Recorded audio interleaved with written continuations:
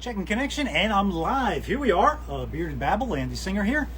The Bearded one, we're going to be jumping in as it just popped up there. Bearded Babble is going to be live with Alex Hooper in a second. You may know him. We're going to get into some things you probably saw him on. Again, back here doing the Bearded Babble, took some time off. Back to this, and again, this is just about, there's so much going on in the world that I just needed more love and laughter in my life. And this is all that I'm doing here, is I'm just doing more love and laughter. And the gentleman that I'm about to bring in, I just can't wait to talk to him about love and laughter and comedy and about life and about so many different things. I'm going to shut up, and I'm just going to bring Alex in here. It's going to be interesting. Let's just leave it at that. This is definitely going to be probably one of the funnest ones you'll ever see. So if you're looking for good energy, positive vibes, love and laughter, this is the one. If Alex comes in, if not, then I'll just I kind of look like him, so I can just like cover up my beard and I can pretend to be Alex, because we kind of look similar except for the beard. So I could always just pretend to be it. Yep, the shirt, camp. I'm wearing a Camp High, right? Yes, I'm wearing a Camp High shirt today. Funky Camp High shirt. Let's see here. We'll try again. That's what I love about these things. They're just, who the heck knows what's going to happen?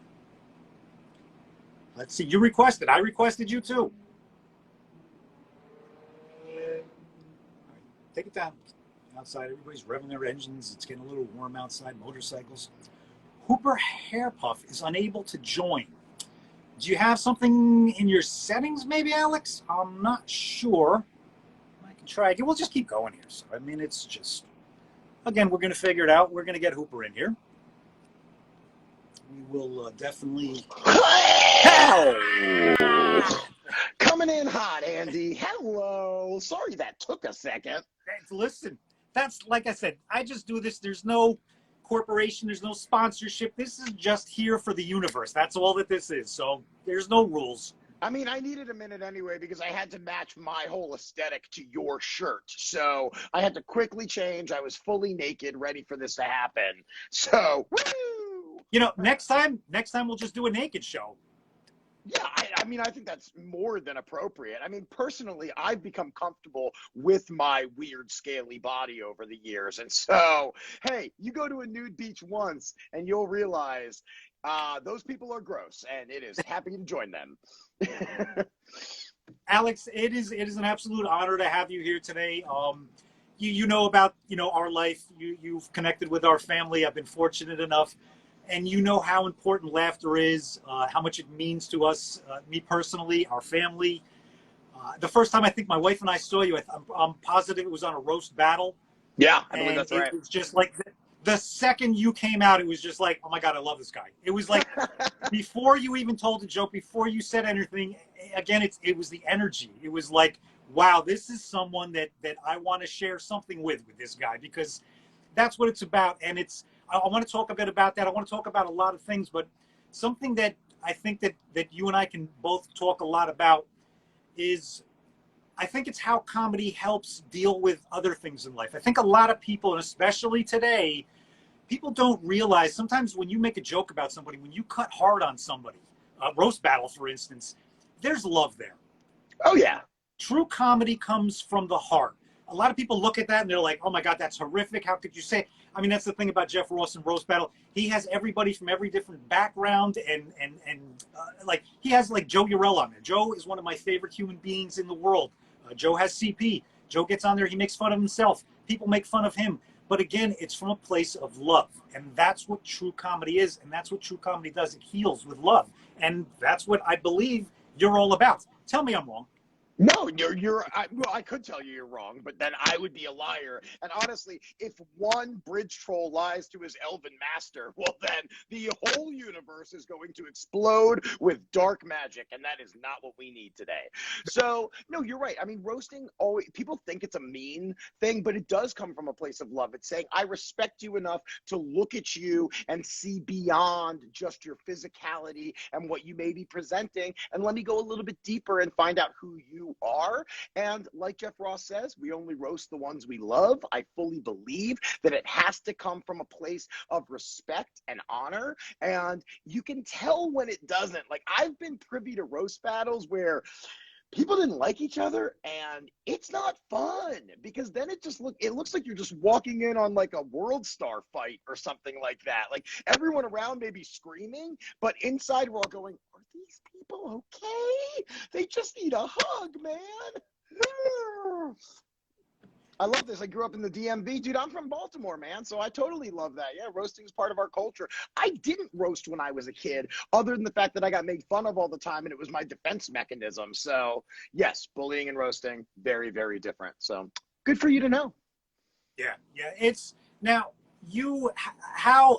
there's so many different directions that I want to discuss with you. I mean, it's not tightrope walking, but what is it called? The walking. Slacklining. You're like, I think you're like into like everything. I mean, I love the video of how high up were you when you posted that one that you actually walked across. Now, how high up were you on that one? Oh, I was 100 feet up on that one. So I didn't actually make it all the way across the canyon, but it's so terrifying. It's the scariest thing I've ever done. Like, that is way scarier than like roasting on TV or anything else where people go, that's crazy that you've done that. Sitting on a 1-inch piece of webbing 100 feet up that is swinging back and forth, moving up and down, and I'm attempting to walk it. That was a whole nother level of, Alex, what are you doing right now? My brain is going, why? Why do you need to do this? What are you thinking? Just go back home. You have a wife and 2 pugs that love you. You don't need to do this right now. But there's something about it. It was about 100 feet walk across, by the way, to that question. There's 100 feet up, 100 feet across. There's something about it that just, like, I know if I push myself in this direction, something will unlock inside of me. There will be a new level of fearlessness that suddenly comes in and makes me realize that I can do anything I want to do. So I never thought, dude, when I first stepped on a slackline at a music festival in 2016, I never thought I'd be trying to walk across canyons, but you know, you go with where the world takes you. Now, is that like something too? Is that like a spiritual thing for you? Does that help you, motivate you, keep you going? And again, just something to help you focus. Yeah, that's 100% what it is. When I first really got into it, I was very all over the place, as many people are in this world. I was about to say as many artists are, but really at this point, it's people. We're distracted by everything. We can't even watch a half an hour TV show without picking up our phone at some point and checking our messages or like social media. And so when I started slacklining, there was no other choice but just to focus on the other side and do everything I could to get across. And it became extremely meditative and helped my body. I was like working out muscles I'd never felt before, but mainly my mind was just so in tune with what was happening that now whenever I start to get really distracted and I feel very fractured, I'm like, I know I need to spend an hour on my slack line, and everything will just melt away the second I get on that thing. It's a really beautiful practice. That's a wonderful thing. I can see how that can carry over into a metaphor into life. Just focus on where you're going and focus on the end. That's it. That's all I need to focus on right now. That's what I'm doing. That's where I'm getting to. And like how, like I guess like you said, like, you know, that's tougher than comedy. How tough was AGT? How tough was getting? And now the 2 times. The first time going on AGT. And I absolutely, oh my God, when I saw that you were going to be on AGT, it was the greatest thing. And I knew that you were going to go out there, and I knew you were going to be you. And you being you was actually taking a chance because, again, the world doesn't understand all comedy. And you were bringing comedy. And I loved the fact that Simon got it, that British humor. I love that Simon absolutely got it. Nobody else kind of did, but again, we were hysterical in this house. We were absolutely hysterical. I love it. It was, that was one of those moments when I never thought I would be on a show like that, because my comedy is pretty dark and pretty twisted. It is filled with love and silliness. Like, that's my thing, and it's positive and uplifting, but I go to some dark places. So I never thought I would be on that show. But when they let me do it my way, and I told them what I wanted and they were all about it, suddenly it changed my mind, and they really were willing to work with me. I mean, there were certain things, obviously there were jokes that I wanted to say so bad that they were like, you can't do it. But for the most part, I mean, I call that experience, the first one, that's the best, worst moment of my entire life. Because in the moment, I didn't expect to get the visceral hate that I received, and knowing that I'm on TV, this is the biggest crowd I've ever been in front of. There's 3,000 people out there and 10 million more behind the cameras that are going to see this, and I am bombing. I can't, it's so loud, I can't hear anything. I can feel the loathing just being shot at me, and it was terrible. But in the aftermath, I held my own, and I didn't break character, and I kept going with my mission. And that's kind of why that clip went so viral, is because it looks like I'm doing this so purposefully, and I am, but what you can't see is inside I am in full panic mode.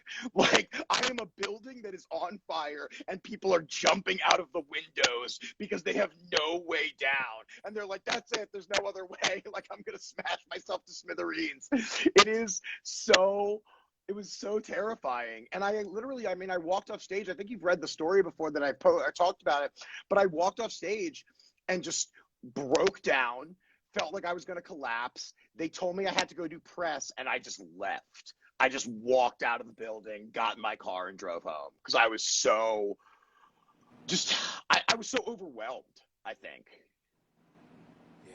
It was now. How many views has that had since? Over 100 million, but across all its clips, because it's part of all these compilation videos. It has its own video, and then it's obviously what it was on TV. But yeah, at this point, I mean, it went very, very viral, and that was the reason I was able to go back, was because they understood that what I did, even if it wasn't right necessarily for that show, it had merit because it was something different, and I did it with my own style, wearing a tail and an outlandish, extravagant outfit and all the other things that I've kind of become like known for in my own silly way. They really embraced that part of me and like allowed me to, like, I would be like, hey, what if I did this? And they'd be like, great, do it. It was it just really came down to, what am I actually allowed to say, and how far can I push it? And I'll tell you what, a friend gave me a really good idea. He was like, dude, just give them like the most raunchy, filthy jokes ever, and then what you really want to say won't seem so bad in comparison. So I know this because they've told me every time I sent them new jokes and they would tell me to do it constantly, they would have to sit around a Zoom conversation, a table like during Zoom, and read these jokes. And some of them I was like, wow, I'm going to get kicked off this show. Like, some executive producer is going to be like, I'm sorry, why is this person on a family-friendly competition show? Could you give us one of those? Could you give us one of those first draft jokes? I mean, let me think. I mean, okay, here, I'll give you one that I wrote about. I'll give you a back-to-back that I wrote about Heidi Klum and Seal. And this is when I was doing the whole storybook one that everything rhymed. So I said about Heidi Klum, Heidi, you're beautiful. You scream sex appeal, but these burns shouldn't hurt. You were married to Seal. Okay, that's part one. Part two, this is when it gets really bad, was, I'm sorry it didn't work out with your former lover. I've never seen a toothpick date a manhole cover. And they literally, the producer called me and goes, Alex, what is wrong with you? And I was like, you told me to go hard. You told me to go as hard as I could, and I told you what that would look like. And straight up, they were like, you know, Seal has lupus. I was like, yeah, and I think Seal knows he has lupus. He's one of the most beautiful people in the world, despite the fact that his face is, I don't want to use the word deformed, but I mean, look at who's to talk, right? So, yeah, my skin looks, my forehead looks like his entire right side of his face. But yeah, I mean, things like that, they were like, no, how dare you? What are you thinking? You got to give them credit for, and again, too, it was a moment in time that kind of opened up eyes to comedy, and that again, comedy isn't just, you know, family friendly. There are different levels of comedy, and it doesn't mean that it's for everybody. You don't have to listen if you don't like that, you know, that deep dark comedy. But again, with the deep dark comedy, I know from my personal self, the deeper and the darker, like I get up on stage and I joke about what I go through with my son, with the special needs son. I get up on stage and I joke about my son's seizures. I joke about my son being deaf. I can do that. If another comedian got up and told those jokes, it wouldn't be right. I'm giving you therapy. I'm giving you something that I'm able to dig down, that maybe I don't go to a therapist and talk about, but maybe I can dig down, maybe I can find the humor in it, maybe I can tell it on stage, and maybe you can realize at first, whoa, hey, this is kind of deep and dark, but it's his truth, it's his life, and he's laughing at it. It's funny. See that it comes from a place of humor. Again, too many people are too quick. You did say a very good point, though. There is comedy out there that it doesn't come from humor, and that needs to be distinguished, and that needs to be separated, and it shouldn't even be called comedy. But when a lot of times people, like, they hear the joke and they immediately like, oh, that's rough. Did it come from a place of humor? Ask yourself that. If it came from a place of humor from inside the heart, you may not like it, but understand that it's still comedy. You don't have to acknowledge it. That's all you have to do, is just find your comedy. But Yeah, again, and it opened up that there are so many different levels of comedy, and it was a great conversation. That, wow, what did this guy bring? That's like, some people were like, that's comedy. Yes, it is comedy. yeah, it's, you know, it's about pointing out. I didn't realize I was starting a conversation when I did that America's Got Talent appearance, where people are like, how dare these celebrities get offended by this nobody? I'm like, you are iconic, like, multi-millionaires, like some of the most famous people in the world, and this, you know, little dancing prince comes in like in the most ridiculous outfit ever, just basically pointing out the most simple, like, areas of your flaws or whatever, and people are getting upset. And it was just like, you look, it does come from a place of truth. Like what you said, we can never judge someone else's comedy if it's coming from a place that is for them. You can't say, hey, how dare you make fun of your son's seizures? Is your son going through seizures? Well, if he is, you still can't get upset with this person for how they're grieving or how they're dealing with their own form of pain. Like you said, laughter is everything. And I'm one of those people who, there is no too soon. We need to learn how to laugh at absolutely everything that is happening to us, because otherwise, what's the alternative? You know, we walk around upset and angry all the time. We know those people, Andy. We know those people that you come in and you're like, hey, how's it going? They're like, yeah, everything is the worst. Didn't you see the news today? It's like, you know what? I didn't. I'm too busy trying to spread my own form of positivity and live my life, and yeah, and take care of my hair. Now, speaking of the positivity, and something that I absolutely love, if you don't follow Hooper, you better follow Hooper Hair Puff right now, and you better take his daily lollipop, because the daily lollipop that Hooper is going to give you every day is not only hysterical, inspirational, there's going to be a zinger in there somewhere that's going to throw you to the left, and you're going to be like, where did that come from? But again, it's finding the humor in everything. It's reminding people to laugh every single day, no matter what you're going through. And again, we all live on different levels, and we go through a lot in this house. We have some horrific, tough days, and there are days that we don't have laughter in this house. And I don't like those days, and I had too many of those days, and that's the reason why I'm trying to bring this back. And thanking someone like you for not even realizing that during the past year, when I kind of disappeared for a while and I kind of crawled into my dark hole, which, you know, a lot of us do, that there were still moments of changing my Instagram feed to make it more people like yourself, to get rid of, like you said, the people who are oh God, I gotta go to work. Oh God, this and this is going on, and I'll make this and this, and they're complaining about the meaningless shit basically. And Yeah. I made it more positive, and I made it more uplifting. And again, thank you for not even knowing, but you and so many people just constantly, like I said, just seeing you, and again, I love you, but and you know it too. You get on that stretch rope of yours, and you start walking, and you're not the most physically fit looking guy, but you get on there, and between your comedy and between that, it's like you see you on there, and you're like this, and he's like, oh, he's gonna fall, and then you get it, and then you get it, and then you take another step, and you're like, it just reminds you that you can do anything. Yeah. And that's what it's about. It's again, thank you for the comedy, thank you for the inspiration from that, thank you for you, and again, you hit hard, and I love the fact that, me with Donnell, with the King of Too Soon, with the we have to keep doing that. There are some things that you don't want to touch on maybe right away. You may want to see the way it goes, but of course you'll have a joke within yourself. You'll have a joke that you can reach out to someone like me and tell. Right. I love, and again, through roast battle, so many people I've connected with, like the Wave, like with Jeremiah and Jamar, and like I send them things, and we go back and forth, and that's the thing that I love about comedy in the comedy world is when you connect, even like with the guys that I do like open mic nights with, that I haven't been out for too long. I got to get back out to, but when you connect with people in comedy and comedians, there's a conversation that can be had that can't be had with the regular public. There can be a conversation with zero filters. There can be a conversation where you're going to make fun of things that you wouldn't do around your coworkers or somebody that you're standing in line with. Comedians, conversations between comedians, and I know you've seen this too.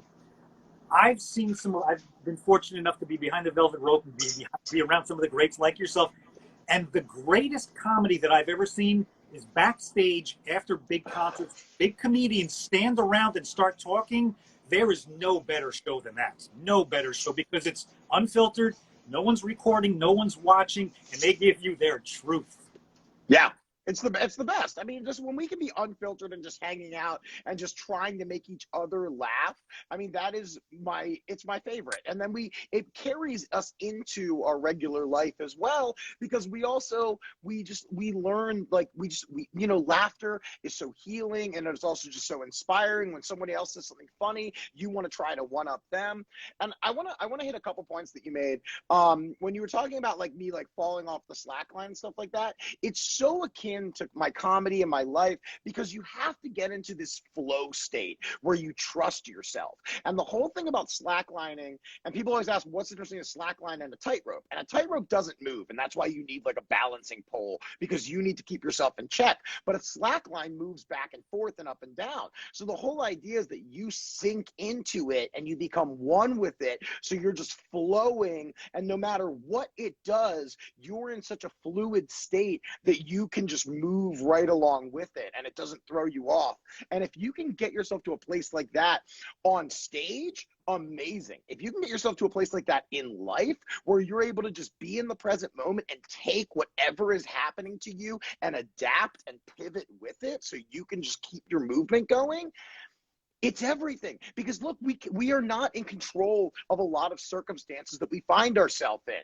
You have to just adapt to the world around you and what it's giving you. And if you don't do that, then you're going to become stuck, and you become one of those people that's like, well, back in my day, we did this. And that just doesn't help anybody. The other thing I want to talk about, because you brought it up, the Daily Lollipop. I'm so glad that you like them and you comment on them and share them, because that literally came, Andy, from I was about to quit social media. I was so upset with just like going on here every day and doing this and trying to just like earn followers and like, well, can I please come to shows? Please listen to my podcast. Please watch this clip. And everything was just like me, watch me, listen to me, take me into your home. And when I thought of the Daily Lollipop, I was like, what can I do that is me that will give back to Instagram? And look, of course, are they still promoting me? Yes, I'm not a idiot. Yeah, of course they are. But they're also just, they're so a part of what I believe in. Just a little bit of silly inspiration, wisdom, whatever it may be, a general life hack just to kind of get you through the day. And dude, yes, like you said, some of them are just beautiful and inspiring and like, wow, that made me feel good. If you watch today's is gross. Like, today is one of those ones, and that's what the kind of thing that I've come to love about it is you don't know what you're getting day to day. I don't know what I'm going to give you day to day. It just so happens, did I find myself in a funny situation or buy some random piece of art on the street, or did I meet somebody that like kind of that showed me a direction? Other times, like, it really is just whatever goes through me when I think about them, that's what you're getting that day. And I try to make it positive and optimistic, but there are some days where it's like, no, this is just weird and gross. And that's okay too, because that's just another part of my comedy. And I think a lot of it has to do with that. That's why I'm back here too. Like I said, I was in my hole for a year. I started coming back. I started realizing this again. And it was a whole different mindset. I was doing it back then. It had momentum. It had traction. I was getting views. I had a lot of people reaching out to me, and it was that, why isn't this happening fast enough? Why hasn't somebody picked me up for a podcast yet? Why? And then I started having Wi-Fi issues. And I started getting frustrated, and I gave up on it.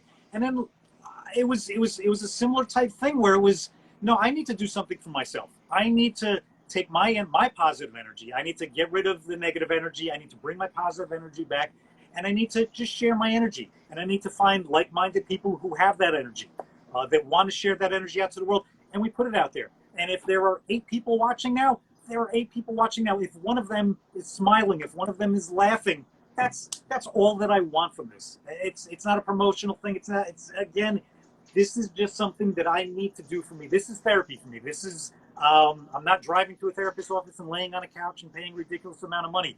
If you'd like, you can send me a bill for this. I would be glad to. I would be glad to. This is therapy for me, and what I'm realizing, it's therapy for other people, and that's the most important thing. That's priceless. So that's all that this is. Like you said, what can we give in this time when there is so much negativity and there's so much just bad shit out there? What can I give just to tweak the balance? Just a little, and if more of us just do it just a little bit. Like, again, you don't have to have a podcast, you don't have to have a TV show. Just put the energy out to the universe. It's important. It's important that we all just get the love and the laughter out there. Yeah, I mean, there's something that I learned as soon as I got to LA. Somebody told me this, and it really, really stuck with me.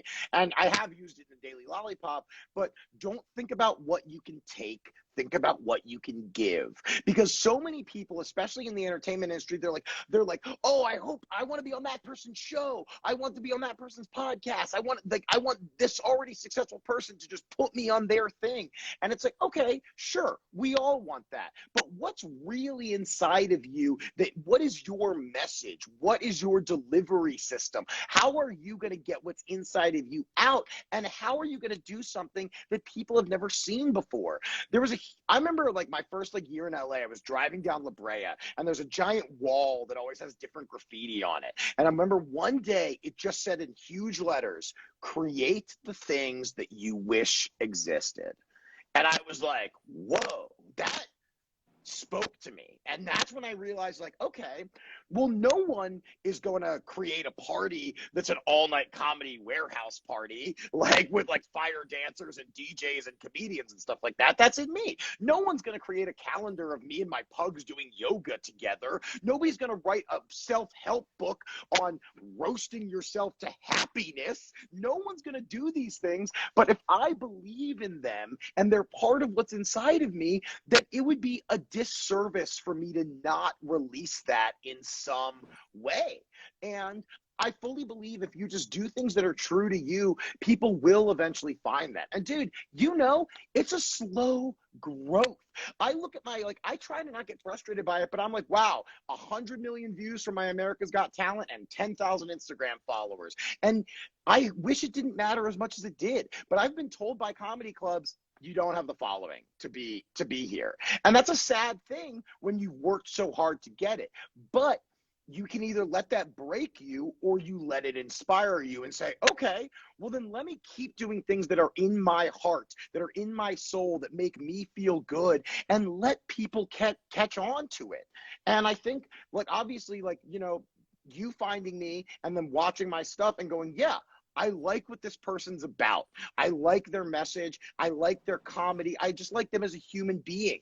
All it takes is you finding that, because then I come on a show like this and we talk about it, and then I'm spread to some of your followers, you're spread to some of mine, and more so, it's just a beautiful therapeutic conversation for us to start our Wednesday with. I mean, well, mine's kind of starting. Yours is halfway through your day. But yeah, and like me, for right now, because I did just quit my podcast after 135 episodes, I stopped doing the podcast because I needed room in my life to do other things, and I felt like I had given the project its due diligence. But the hardest thing about not doing it anymore is that's 90 minutes a week that I'm not having a one-on-one conversation that's very real with somebody, because people don't do that anymore. Even if you go grab lunch with a friend, maybe an hour tops. But, you know, you're going to the bathroom, you're checking your phone, you're eating your burrito, whatever it may be. You're not just sitting and looking at each other and talking about real things that you're feeling and going through right now. And, you know, I always appreciate doing this. I'm always happy to do it. Create, like you said, create what you want to envision. You know, you talked about the warehouse with the craziness. My wife is on here right now. You know that we're huge fans. Jenny's on here. She is in the background, an older picture of her and the kids. One of our bucket list things is Burning Man with you. It's not just going to Burning Man; it's Burning Man with you. That's like on the bucket list thing. Again, we don't get out much. We can't get out much because of, you know, Jaden's health issues, especially with everything going on. Hopefully, the world will open up a little bit more. We will be able to get out a little bit more. But we live vicariously through your energy and seeing like when you're out there and doing all that kind of stuff. It's just a wonderful thing, you know. And again, like we say that, we're like, oh my God, I got to go to Burning Man, but we got to go to Burning Man with Alex. That's it's. I love it. I mean, Burning Man is such a pure place where whatever you are about, whatever you want to do, whoever you want to be, you go out there and you do that thing, or you be that person. And I remember, like, I mean, when I went in 2018 for the first time, and I was like, wow, just the amount of things there are to do here. And like, there's when you enter Burning Man, they give you a book of the week's sanctioned activities, and these are only the ones that have gotten like approved by like the committee or whatever. But 1 week there were 4,000 events within Burning Man, within that, and that's just stuff that's in the book. Like, oh, you want to go learn how to do a slap shot at hockey camp? Do you want to go do scream therapy for half an hour where just every minute you scream as hard as you can? Do you want to go do naked poetry? And like whatever you want to do, it's there. What do you know? That's something my daughter and I have actually talked about, scream therapy. It's funny that you say that, because that's something my daughter and I have actually talked about. Like, I think I want to give that a try. I really think that can get stuff out. I'll tell you how they did it. I wasn't able to go to this, but I read about what they actually did. And so basically what you do is you walk around, everybody gets in a group and you walk around a room. Obviously out there, it's like a tent or something like that, but you just walk around, and every 3 minutes an alarm goes off. And for 30 seconds, everyone just, God damn it. I hate everything. And then you stop after 30 seconds and you just walk again for the next 2.5 minutes. And I was like, what? Why is that not more of a thing? People just need to let it out sometimes, and people think that's like, some people might think, wow, that sounds scary and unhealthy. No, what's unhealthy is holding it in and harboring resentment toward yourself or other people. Screaming, even if it's just into a pillow, you put your face against a pillow and just I did it in my car the other day. I was having a day where I was just feeling complicated and just like a little, just like, I don't know, misused within my own time. And I was in my car and I went, screw it, and just, And man, it just releases something in you. Like I can swear I can see negativity just and I do the same thing with breath work.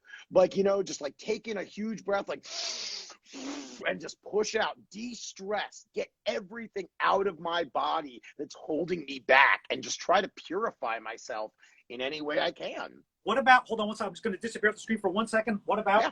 hold on. I'll be entertaining in the meantime. What about salt lamp licking? For sure. Somebody's been watching the lollipops. Yeah, of course. I mean, like a salt lamp is, I'll be honest, when I did that lollipop, I had never put my mouth on a salt lamp. Dude, it really is delicious. I don't want to like start a thing where like people are actually licking their salt lamps, but oh my God, it really is nice. Yeah, I mean, it's salt. It's salt. It's salt. Yeah, so anything like that you can use, it's a healthy way to get out your demons, and I think a lot of people don't have that. And for me, I have all these outlets like comedy and slacklining and dance parties and whatever it may be. Anyone that's watching this that doesn't have a way to get out their negativity, find something to release that energy in you, and it will make your life so much better in a multitude of ways that I can't even tell you, because it's going to unlock different things in every single person. But the worst thing you can do is hold it in, let it marinate, and build up this horrible bile and resentment inside of you, because it will affect your physical health, your mental health, your emotional health, your spiritual health. Everything that you're about will be affected if you don't find a way to healthfully, what am I trying to say? Healthfully Get it out. I guess I can't think of that word. Whatever it may be, in a healthy way, get it out of there. We're creating new words here on Bearded Babble, because healthfully should be a word. Healthfully. Yeah, it's healthfully. Everybody. It's now new comedy special out. Yeah, so I have a brand new album that was supposed to, it's being released next Friday, February 25th. It's called Calm Down Peasants, which is my catchphrase from America's Got Talent. And it was supposed to be recorded in April of 2020. It went through a ton of changes in the pandemic because it didn't get recorded till October 2021. So it was like 18 months after the fact that and it changed. I let it change. I didn't hold on to what I thought it was going to be, because like I've been saying, you got to go with the flow, and circumstances change, and you can't be rigid in your ways. So I let it change, and I realized it was really an album about personal growth, about all the things that I've done to get myself to a place where I am that much closer to, dare I say, enlightenment. Will I ever actually be enlightened? I don't know. But I'm trying to get myself to a place of peace and love where everything I do just stems back to that. So there's jokes about sound baths, about slacklining, about being in a relationship, about dogs, about having children, about drugs, about music festivals, all of these things that kind of led to who I am today and how I use them in healthily ways to get myself to where I am. And dude, I'm so proud of this album. Like my first album, I love my first album. It was great. I was really proud of what I did with Hugs, Drugs, Pugs. But this one is so much more personal and so much deeper and bigger in theme.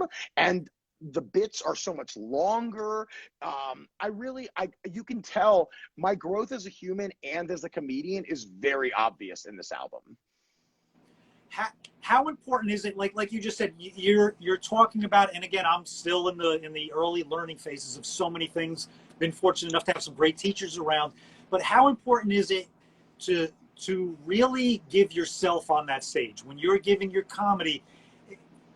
The audience can sense if you're being truthful or not. And it's, comedy is a bit of a tweak of the truth. Yeah, there is a lot of tweaking of what actually happens sometimes, but it has to come from a real place. And that's important. And and not only in comedy, but I think in life too. I think we need to just get back to just being ourselves, and being able to come on here and talk about the tough things, the difficult times, the depressing times that we go through, and how the laughter and comedy can get you out of those deep, dark places, and how important it is, as on the side of comedy.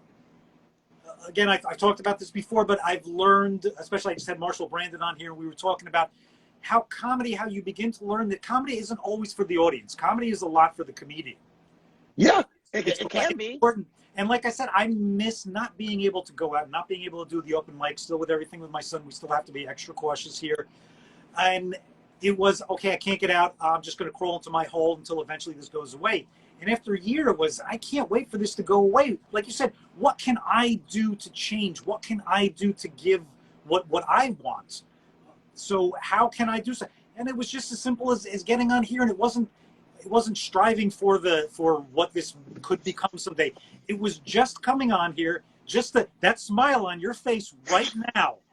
That's all that I want on here. That's it. That's all that I want out of this show, is that smile. That's payment to me. That's priceless. That's everything.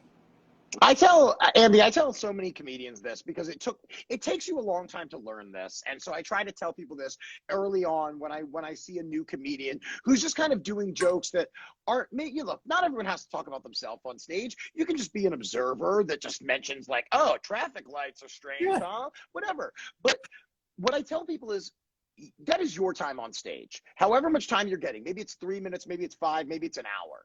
But what do you want to present?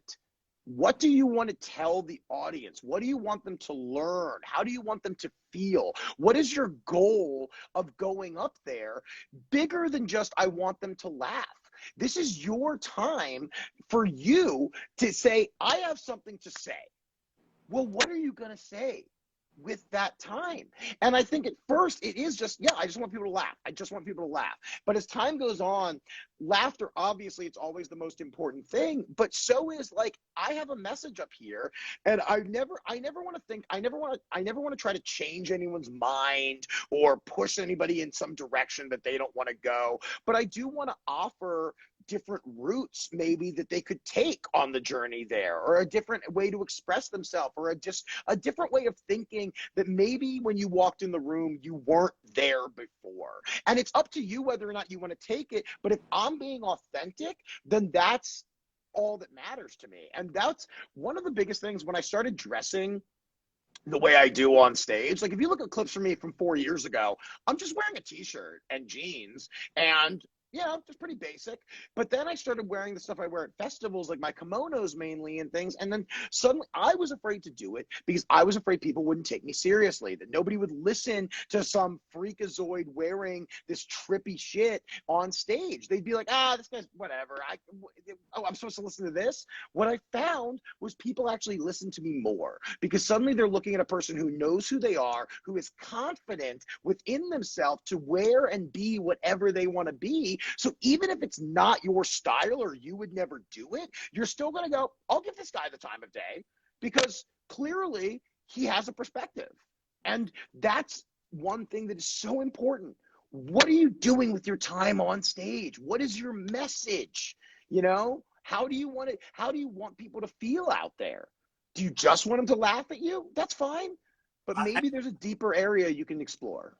I have two things that I learned at Caroline's, 2 different times with Donnell Rawlings, 3 minutes or 5 minutes that he always gives me whenever he's there.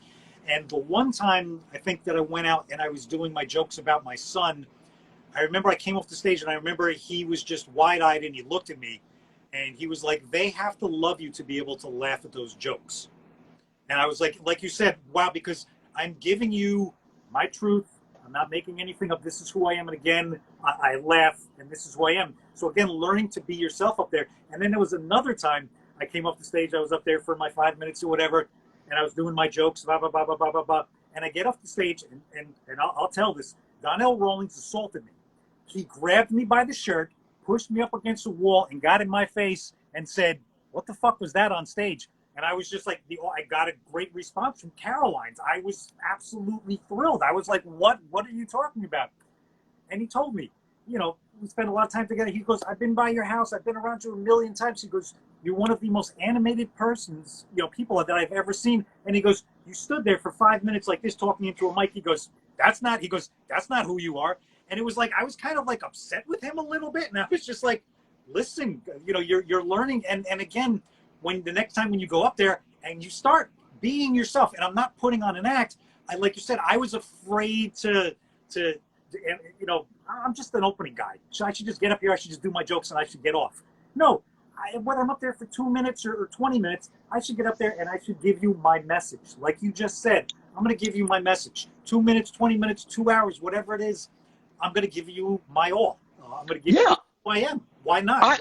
I should be able to know, if I watch you, even for 5 minutes, I should have some idea of who you are and what you're about. Maybe not, I'm not going to learn everything. I'm not going to know your darkest secrets or anything like that, or, you know, maybe but I should be able to know, okay, I understand who this person is. And the best comedians will let you know that very quickly. They can get on stage, because comedy is judged within 30 seconds. As soon as a comedian walks on stage, they're looking at you walk the stage. They're already kind of having their pre-notions of like a preconditioned thoughts about, well, who is this? What's this guy going to be? And then when you start talking, you have a few seconds to really get them on your side or not with what they're already thinking about.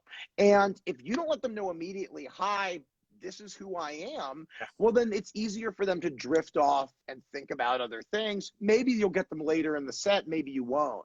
But we should learn who you are, even in a person like Stephen Wright, right? Stephen Wright only did one-liners pretty much, but you learn who he is through these innocuous jokes. When he said, I have a collection of seashells, they're spread out across beaches across the world, you know, you learn something about who he is, even though that joke is really not about him. Yeah. You know, Mitch Hedberg was the exact same way, where like, okay, this joke is not about Mitch, but I'm learning in his psyche what he thinks about and what he does, like how he goes about his day. And I think we all have thought, I'm sure you have thoughts sometimes where you're like, oh, that's such a Hedberg thought.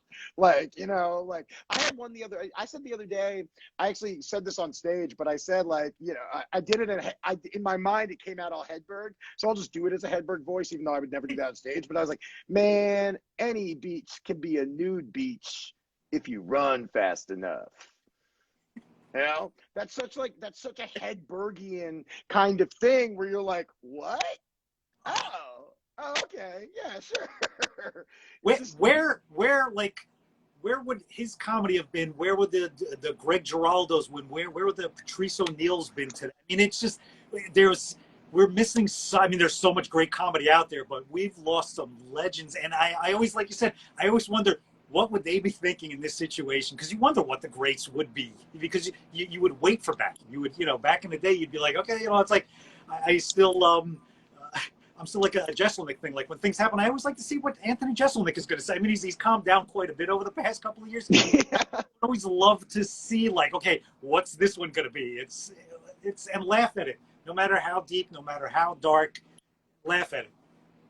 Yeah, I mean, I think, you know, as many as we lose, we still have so many people that we can look toward and say, wow, that person is up with the times. They're giving their thoughts on what is happening in today's world. And you know, look, you don't need to do that, be that type of comedian if you don't want to be. But if you are in the limelight, like if you are a Chappelle, you know, a Whitney, an Ali Wong or something like that, we want to know what you're thinking about this current state where we're looking around going, God, is everything really this fucked? Are we really like in this place that everyone says we are? Are we this disjointed as a society? And like, because honestly, like I feel it and I don't.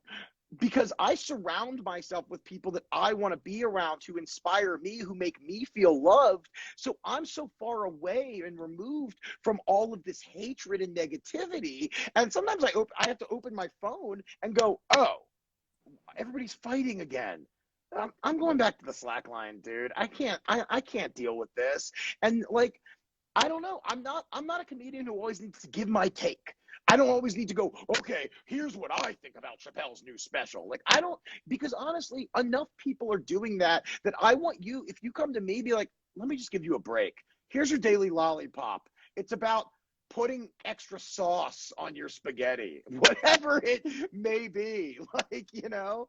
But why is it that, like you said, like anything that's going on, why is it that if you say something, if I say something, if Dave Chappelle says something, why does the world have to not understand that that's just my opinion, your opinion, or Dave's opinion?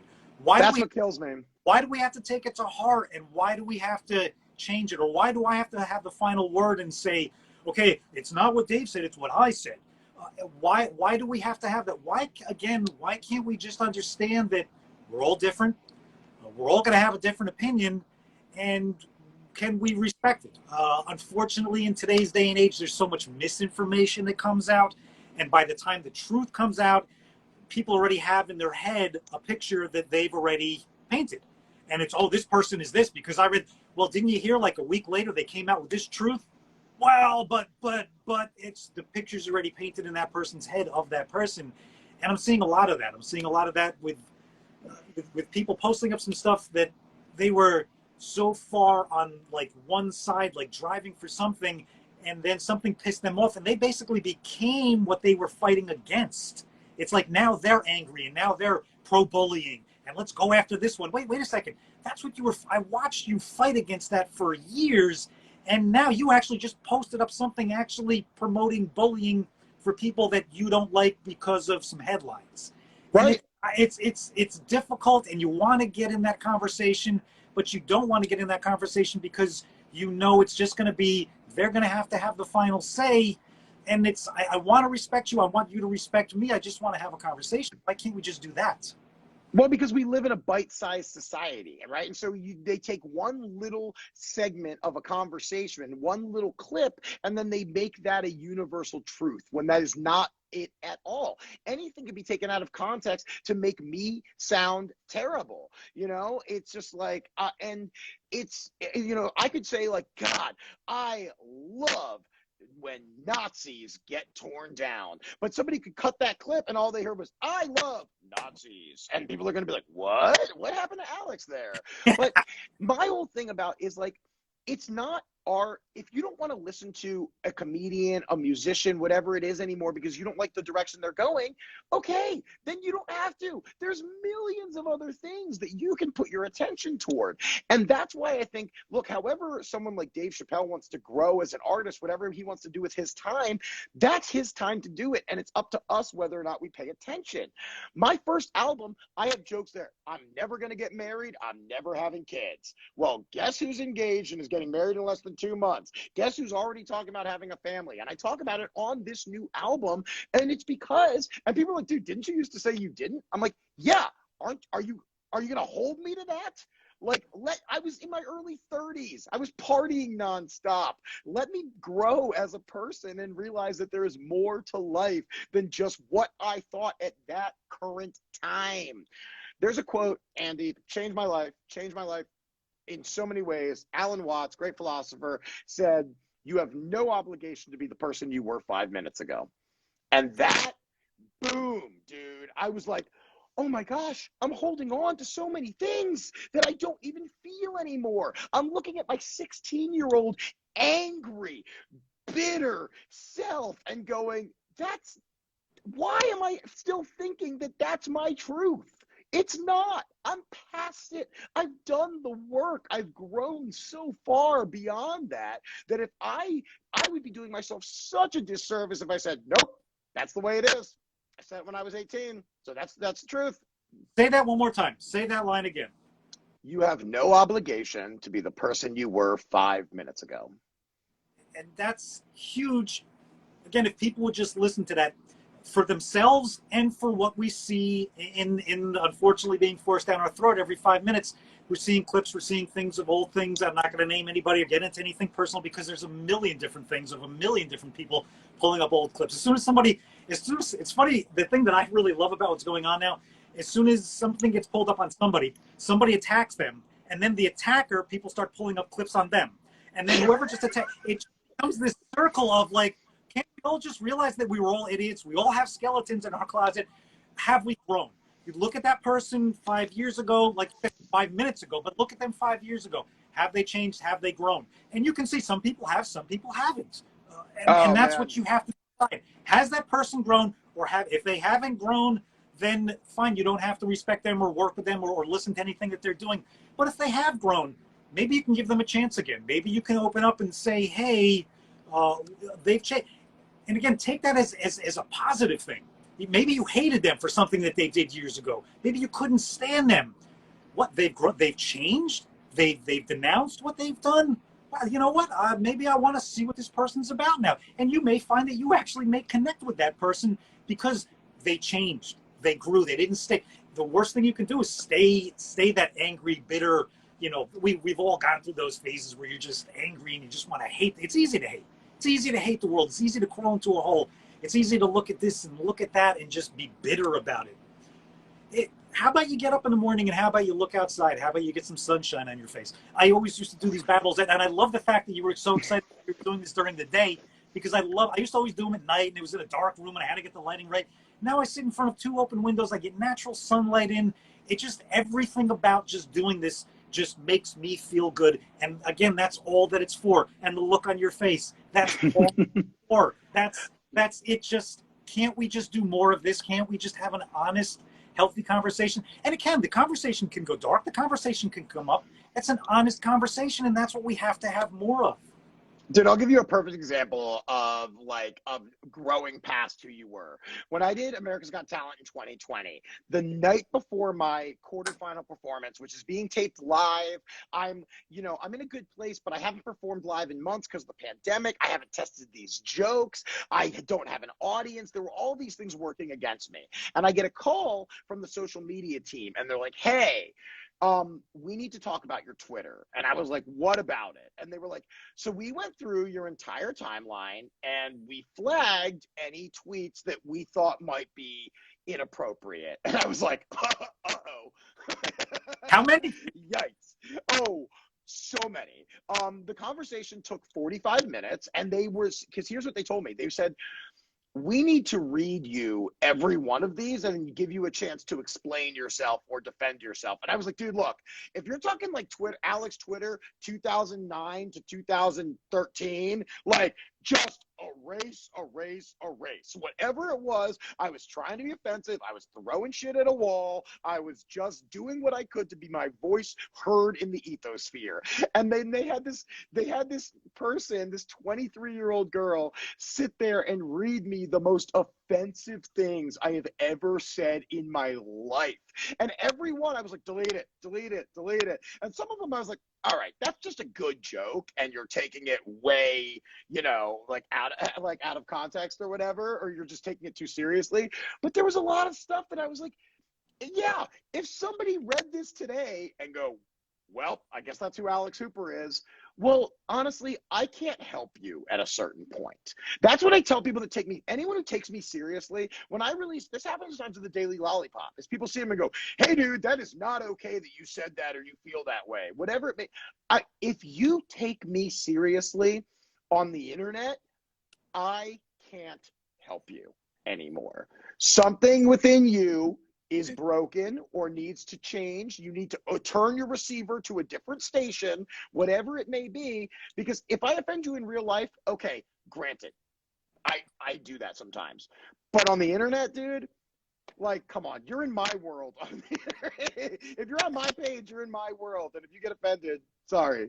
That's what I love about, following so many great comedians, and when they post something up that is gonna, you want to go to the comments, and it's amazing to see the comments of, like you said, the people that just, first off, it's a comedian's page. You were on that. You had to do something it just didn't pop up in your feed. You had to follow or be on that. You had to see that. You had to mentally, something clicked in your head that didn't like it, but yet then you still had the energy to type about how you didn't like it. How about making yourself, don't let that energy build into something, and how about just continue swiping and just look for the next thing? And again, that's about what I talked about. Change your feed. If there are people that you don't like, and I've changed, I don't like to unfollow comedians. But I hate to say it, I may have unfollowed a comedian or two because, again, I may have not felt that something was coming from a place that I didn't feel was directly humor. They may have been trying to skirt around the humor aspect of it, but I didn't find the humor in it. So that's just the easiest thing to do. You can have a conversation, but again, if it's a person that you know that it's not going to be a conversation, it's going to be a one-sided story, don't have it, unfollow it, make your feed what you want to see, and that's the best thing that you can do. It's your day. When you Yeah. get up in the morning, you make it your day. Why are you going to allow something that I said or something that I posted to affect your day? But especially if you don't know the person. Like, that's what was so crazy to me about when I get these comments about like what I do, like either in a clip or on Roast Battle or anything like that, is I'm like, you don't even know me. And yet there is this like, I do take delight in the fact that I'm like, oh, wow, I ruined your day. What? How? You're 2,000 miles away. We've never met before. How did I ruin your day? You ruined your day. Like, this is what's so crazy that people don't understand is they're like, if I'm not directly in front of you, you don't have to listen to a word I say. You don't. You can literally just put up a black wall in front of me and say, I choose to not view or listen to this person. And yet, when people would send me messages like, I hate you so much, you're so mean, all that, I'm just like, no, you need a life. If I'm mean and you have the time I don't have time to write comments to people on the internet. I don't have time for that. You know why? Because I'm out playing tennis and hiking with my dog and writing jokes and traveling and living a life that I want to live. I'm not sitting going, who is going to get it today? Yeah. And especially when people write them, look, I see them, okay?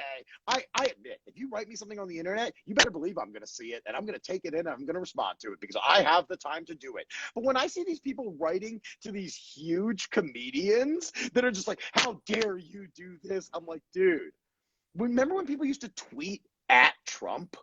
I'm like, he's not seeing it. Like, who is this for? And it's again, why are you draining your own energy? Yes. Why are you draining? And so many people with the politics and just everything that's going on in the world, it's just insanity. It's constantly there. You go to Twitter and you look at the top trending things, and it's funny because I was cracking up with my daughter the other day. There was a bunch of things. It was like Kardashians, this, Kanye, blah blah blah, and then like World War III was trending like number 5. I was like, I don't want to concern you because obviously there's more important things in the world than World War III right now. So take Twitter's advice that World War III isn't that important right now. Okay, there's other things that are more important than us possibly going into World War III. Just laugh at it all because that's what everybody wants. What's going on? What's going on?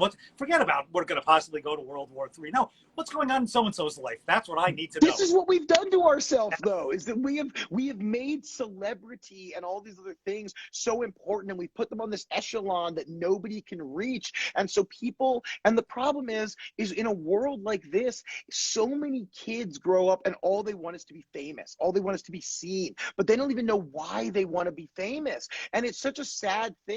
And if you people ask me all the time, like, do you want to be famous? I don't care. But if I get famous because of my comedy, then that's great. That's just a byproduct of what I was trying to do, which was tell the world how I feel and make them laugh. And so if that's what gets me famous, great. But if you don't have a reason to want to be there other than just, I want eyes on me, I want attention on me, that's so unhealthy in so many ways. And honestly, I've seen people talk about this like recently is like, we are really, what we're doing with Kanye right now, it's not healthy for anybody. This is a mentally ill, like egotistical narcissist who we are feeding. And we are like, I saw somebody today compare it to the Britney Spears situation, is we're just piling on all of these things, going, look how crazy they are. Look how nuts they are. Whoa, I can't believe they did this. Instead of going, hey, maybe this person needs some help, we've put them on a pedestal and we're looking at them like, well, they should be able to help themselves. Not if you're mentally ill. Well, that's the problem with our society too. Like they said, like why do people go to NASCAR races to watch the crashes? Why do people watch hockey for the fights? When they cut the fighting back in hockey, hockey lost a lot of. They almost had to bring the fighting back into hockey. It's where we're attuned to that, and watching that whole fiasco. Again, a growing person, a learning person, where I think too many people are watching it because they want to see the train wreck. I'm actually watching it where I was actually glad because I saw Kanye actually posted up something last night, and he did it in all lowercase letters, and he said, "I'm sorry for typing in caps because it's so loud."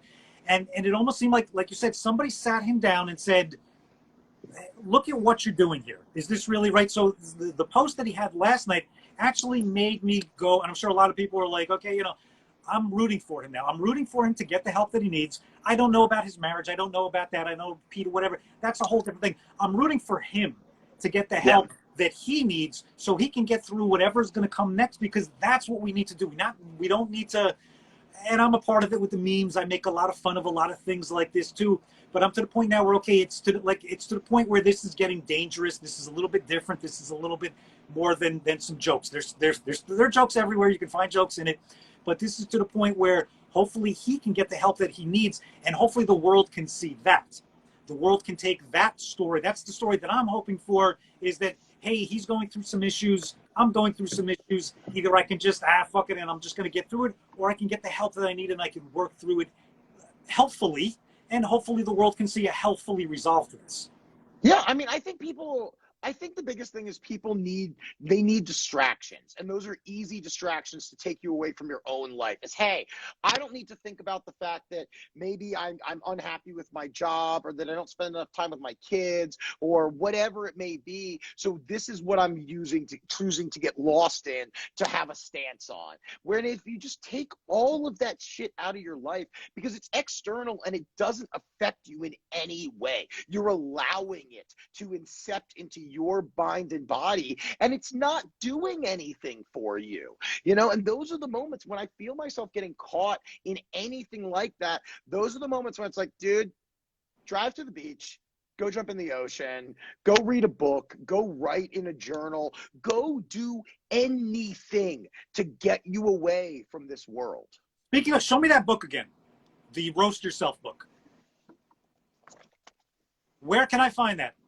Amazon, Right. Unfortunately. Yeah, I mean, I have to feed the beast, because they print these. I didn't want to have 10,000 books in my apartment, so they print these on demand. They make it, Amazon's evil. They make it too easy. But yeah, Roast Yourself to Happiness: A Comedian's Guide to Embracing Your Flaw, or to Finding Joy by Embracing Your Flaws. Yeah, and this is a pandemic project. It's a 28-day program, essentially, where it goes over 4 weeks. Is assessment. Week 1 is assessment. Week 2 is breaking yourself down. Week 3 is building yourself up. And week 4 is celebrating the things you've learned along the way. And I teach you how to write roast jokes about yourself so that you can take away the stigma from others. And I got this beautiful little foreword, this little blurb by Jeff Ross himself to write for my book, which is it was such an honor.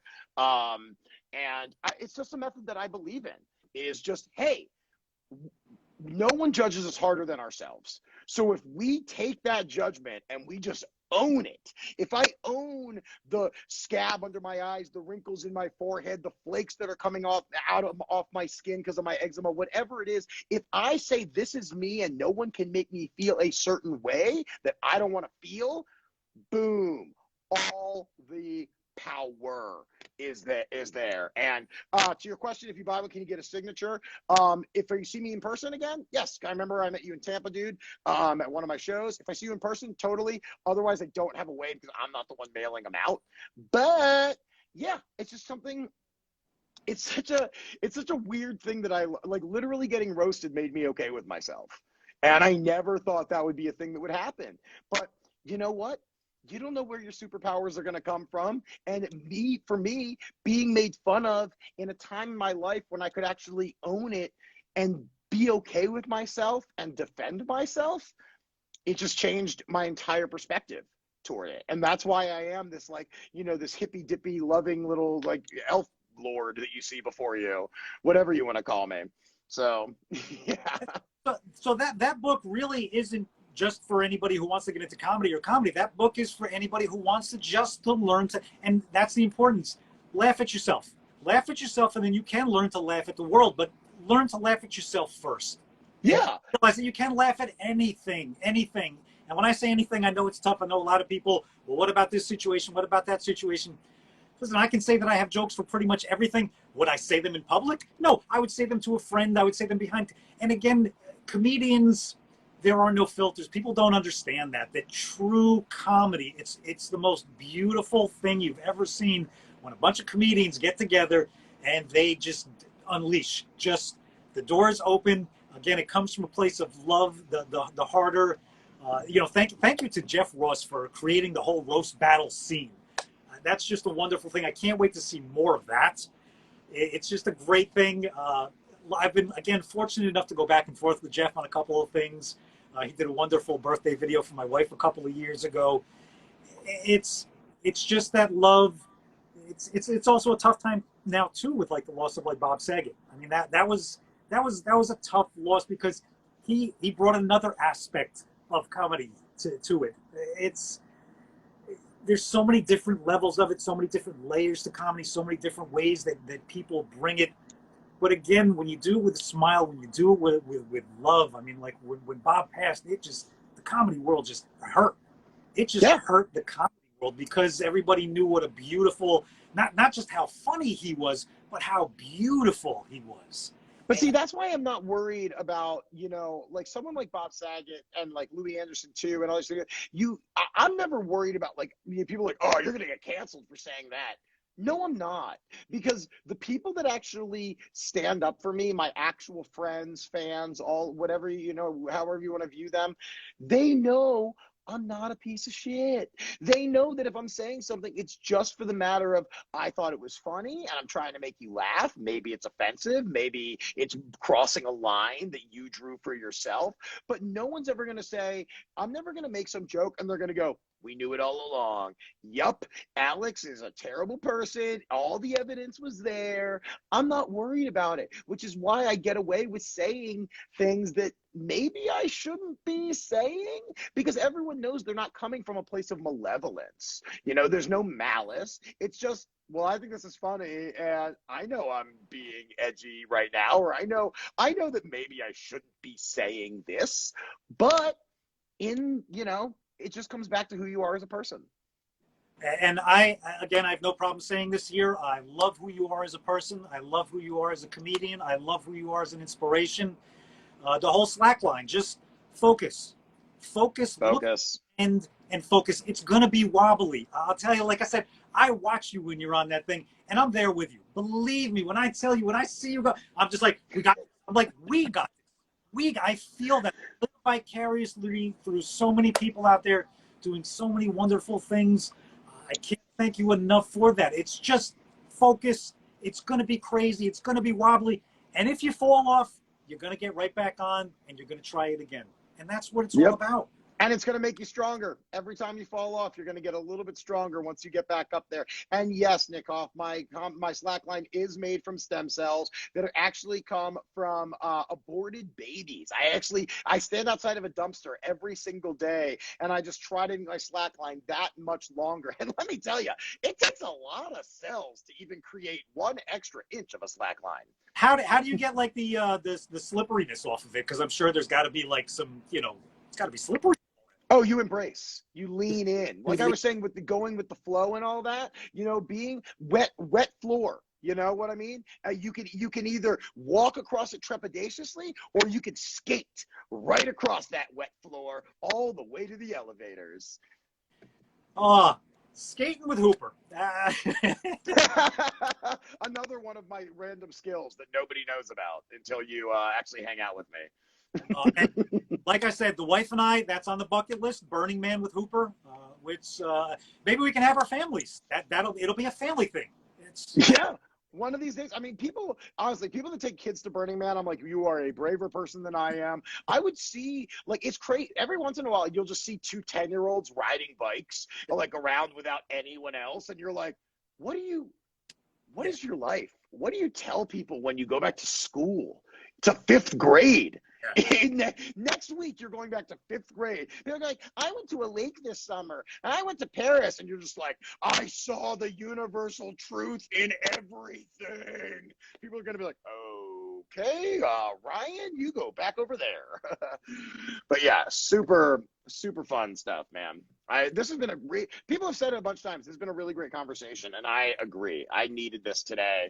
This has been really, really wonderful because I'll be honest, you're my first of 3 podcast-y things today because I'm in hardcore album promo right now, and this is a great way to start with someone that is just pure and funny and just someone that we've connected for so long over Instagram and things like that, and that you've made memes of me, and we've gone back and forth. You're so good about making me feel good by commenting and sharing and stuff like that, and I'm glad that it's a mutual relationship.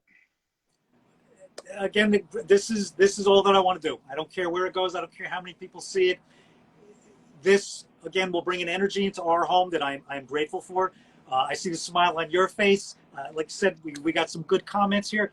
So this is all that it is. It's nothing big. I'm not going for any big platforms. I'm not going for any big deals. I'm doing this just for me, for us, for our therapy, for a connection that, like you said, we've made. And it's a connection. I don't know what it is, but it's a connection, and I'm grateful for it, and I enjoy it. And I can't wait to do something like this again with you. I hope to work on something in the future. Again, I don't know where any of this goes, but how about you just enjoy it while it's going? That's the best thing you can possibly say, man, is like, yeah, look, just do it because you love it. Do it because you believe in it. Do it because it makes you feel good. And of course, I am talking about murder, everyone. If you didn't realize that, yes, I am talking about murdering your spouse specifically. That's the easiest way to do it. Just do it because you love it, everybody. But yeah, it's just, this is, oh, come on. My spouse actually left this for me on my seat when I came up here to do my thing. So I'm going to murder her, and I just wanted to show this to you, and then I'm going to go murder her because, well, that's what we're going to do. That's what we do at the end of Bearded Babble. So. See, that was a perfect example of where a daily lollipop goes awry, is when I have a place of pure love inside of me, and then I twist it to be the darkest thing on the entire planet, where I'm just like, oh, did you think I was talking about affection within a family? Well, actually, I'm talking about child sex slavery, everyone. And then they're like, I'm sorry, where did this happen? Where did this go? That's your daily lollipop. I just love the fact that someone's going to come on here, they're going to see it, and they're going to be like, oh, what was this about? And then they're just going to fast forward to the end. They're going to catch that. They're going to, whoa, okay. Yes. But again, so you heard it here first. I believe in child sex trafficking, everyone. Please take that clip and nothing else from this entire conversation. Hooper, again, this has been therapeutic. This has been wonderful. I'm grateful to you for all that you do in so many different ways. The comedy album is coming out next week. February 25th. Yeah, next Friday. You can pre-order it now. It is only $9, everybody. And that is, look, you're supporting an artist who works very hard, who gives out free content every single day. So I am basically asking for a Chipotle burrito. Everybody, that's what I'm asking for, is one Chipotle burrito that you give to me so that I can keep eating and feeding my family. That would be huge. So thank you guys for being here. And Andy, of course, love to you, love to your family. This was so wonderful. Website real quick. What's the website? Hoopercomedy.com. Hoopercomedy.com. Go there now. Buddy. Follow him. Take your daily lollipop. We're going to end this with a little peace, a little love, and a little laughter. Hooper, again, I am extremely grateful to you for this one. Love. Love, Andy. Thank you, man. Love you too.